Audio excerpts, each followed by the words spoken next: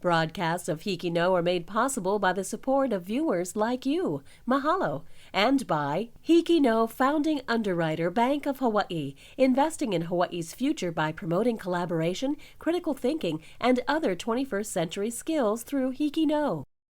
And HMSA, helping Hawaii's youth and their families stay healthy today, tomorrow, and for generations to come. HMSA, trusted for generations. Next on HIKI No, stories from across the island chain. From Oahu, students at Mililani Middle School take us to a rock garden that promotes peace, while students from Roosevelt High School introduce us to a multimedia entrepreneur who turned his dream into a reality. And students from KAILANI High School introduce us to a new, fun way for children to get fit. Also on Oahu, students from Kapolei High School introduce us to a young woman who went public about her health challenges in a big way, while students from Campbell High School explore the ins and outs of getting a driver's license. And students from Mid-Pacific Institute take us to an iconic Honolulu drive-in that's been around for over 50 years. On Maui, students from Lokelani Intermediate show us how to turn sweet potato leaves into a tasty and healthy drink. And from Kauai, this episode of HIKI No comes to you from the campus of Island School, home of the Voyagers. That's next on the nation's first statewide student news network, HIKI No. Can do!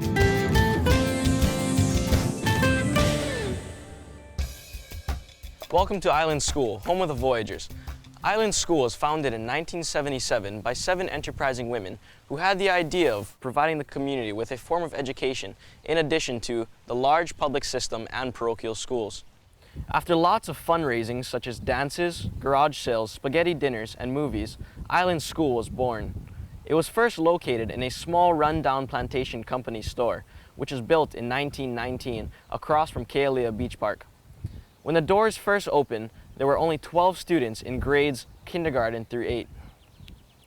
Just as the 7 founders had hoped for, Island School has prospered and expanded. Now our campus is located in Lihue, Kauai. Island School is home to 380 students ranging from pre-K to 12th grade, and we're still growing. Our first story takes us to Mililani Middle School on Oahu, and a special place filled with rocks, emotions, and vision. Mililani Middle School has a unique tradition. Every year, the Blue Track 6th graders contribute to the Peace Garden. They paint rocks that symbolize peace in honor of the World War II veterans. In the year 2000, the 6th grade teachers here at Mililani Middle School decided to start the Peace Garden. It is located right outside the 6th grade building.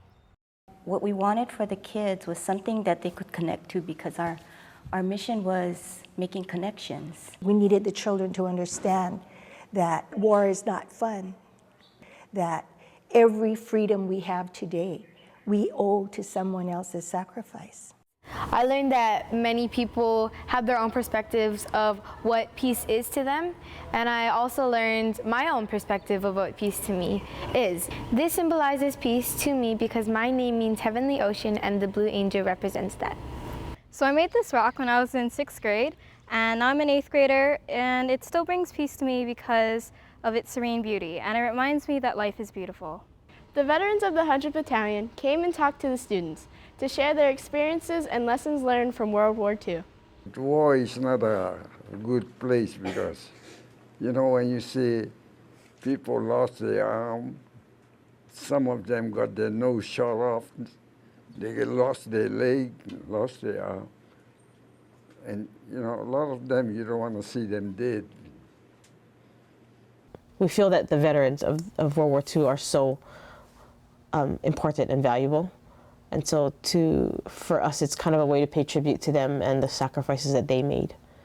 And hopefully for the students, it has that same significance also.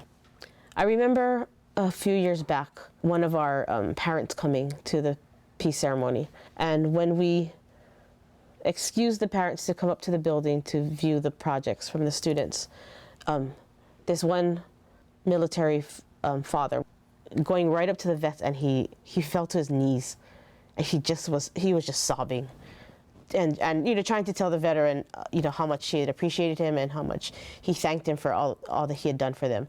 And everybody that was in that area, all the teachers, we were just all in tears because we just didn't expect that. Along with painting rocks, the students also fold paper cranes.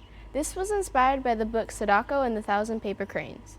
In December of 2012, Mrs. Koloma took the paper cranes that the students made to the Hiroshima Memorial in Japan. Just like Sadako, the students fold these paper cranes with one wish, a wish for peace. We are so lucky to have this garden here at our school. It's our memorial to all the veterans who fought in the war. As each student lays down their rock, they leave behind their image of peace. Each rock tells a different story of what peace means to someone.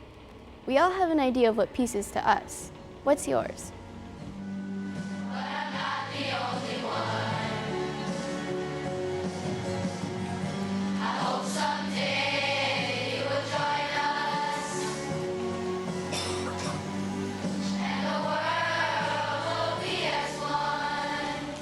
From Mililani Middle School, this is Caitlin Alvior for HIKI No. If you'd like to comment on the story or anything else you see on HIKI No, join the discussion at facebook.com/HIKINO-CAN-DO or send us a tweet at twitter.com/HIKINO-CAN-DO. We are back at Island School. The campus sits on 38.4 acres of former sugarcane land. It is landscaped with a variety of different native Hawaiian and early introduced Polynesian plants due to the school's strong emphasis on cultural preservation.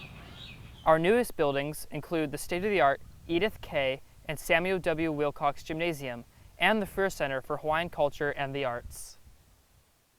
Our next story is from Roosevelt High School on Oahu, where the students tell the story of a man who moved to Hawaii with a dream and turned it into a reality.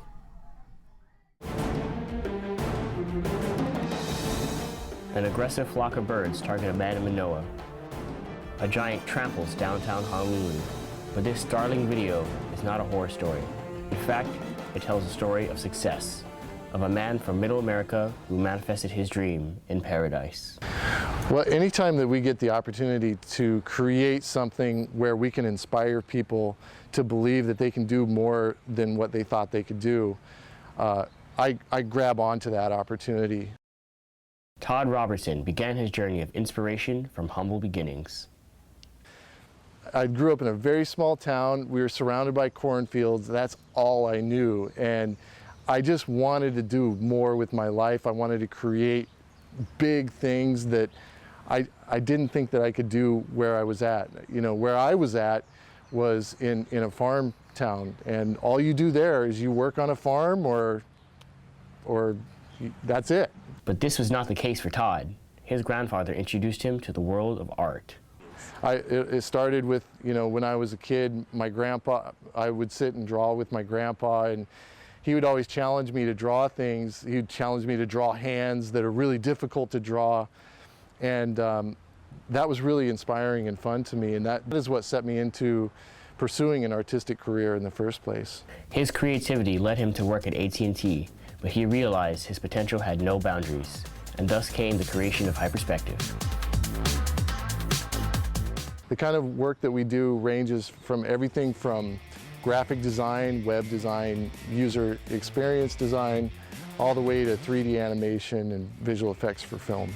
Hyperspective has grown into a large media operation, and now Todd uses this opportunity to inspire just as his grandfather inspired him. Anytime we have the opportunity to make something, a new technique or a new style, or create things that people have never seen before, I love that opportunity, because people see that as like if you're watching a film or you're playing a game and you're experiencing something you've never felt before, that internally motivates you to want to do something yourself. And it gets you motivated to move and do something with your own creativity. So my passion, my goals are to inspire creativity, inspire motivation for creativity in others. Todd Robertson is just as much an artist as he is a businessman, except his business is inspiration. This is Sharif Farhan from Roosevelt High School for HIKI No. We are back on Kauai at the original campus of Island School. Founded in 1977 in an old plantation store across from Kealia Beach, this location was home to Island School for 14 years. In 1991, Island School moved to its Puhi campus. Currently, our enrollment is 380 students. Over the last few years, Island School has expanded its facilities, adding a new gym, Hawaiian Studies building, robotics center, and a solar farm. The future plans for the school include a new science building, which will be the school's first 2-story facility. Hemele no Ka'ohana o Island School. Next, we take you to the island of Maui, where students at Lokelani Intermediate show us how to make a refreshing drink using some pretty unusual ingredients. Are you looking for a cool and refreshing drink? Try our Go Green smoothie. We got some of the ingredients from our school garden. Apple juice, sweetened without processed sugar. Oranges taste sweet and tangy. Add 1/4 cup of Greek yogurt.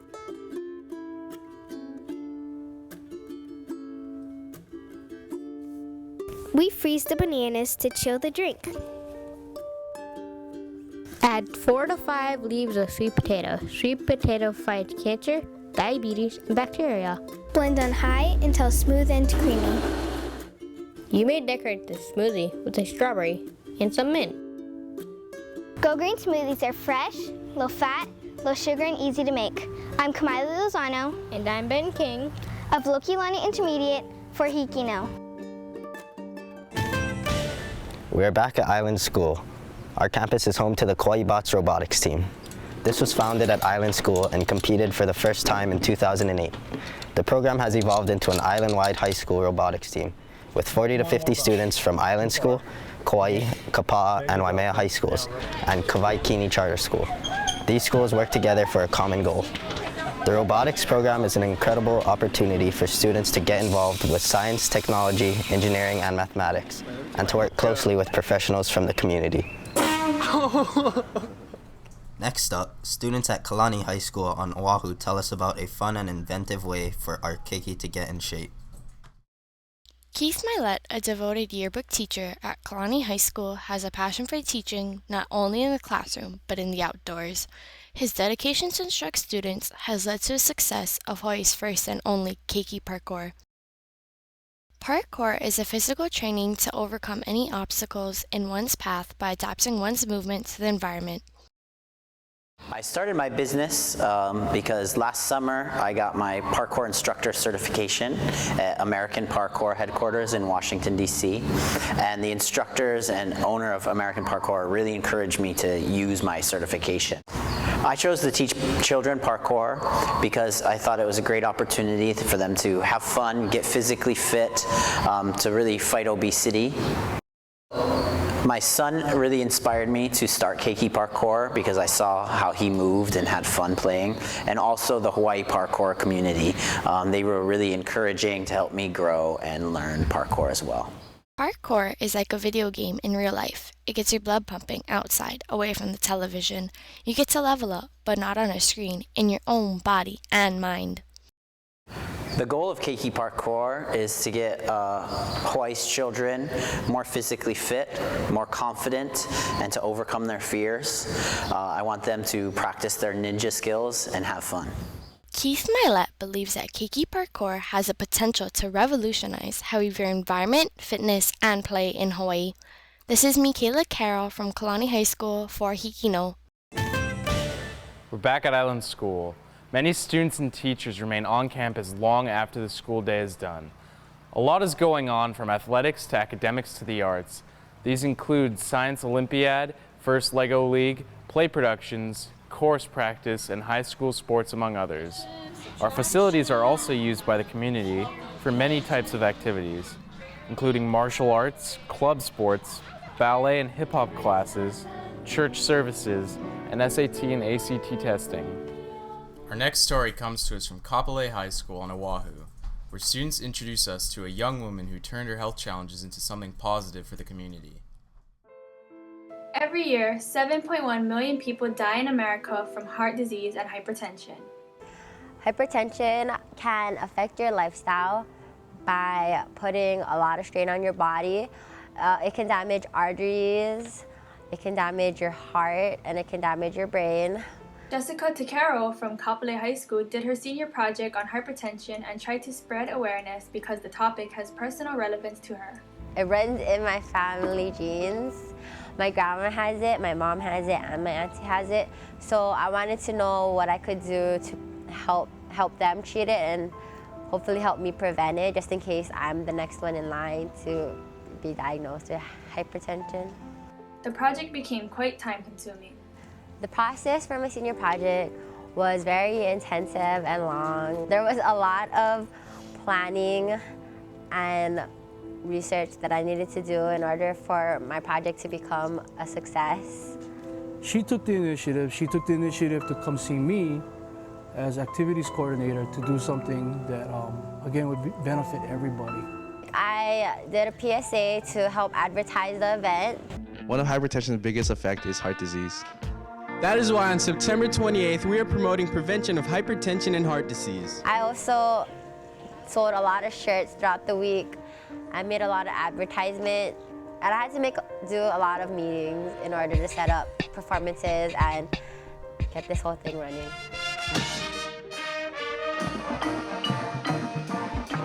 But the hard work paid off, culminating in the biggest Red Out event ever held in Hawaii. Well, Red Out, it's the American Heart Association. It's an event where they ask everyone to wear red. They also had t-shirts made, and it's to bring awareness about, heart health, basically. During halftime of Kapolei football's senior night, the American Heart Association came out and demonstrated life-saving techniques and also brought some special guests with them. Cardiac kids, raise your hand. The cardiac kids who were born with heart disease, performed the haka with their shirts off to show their scars.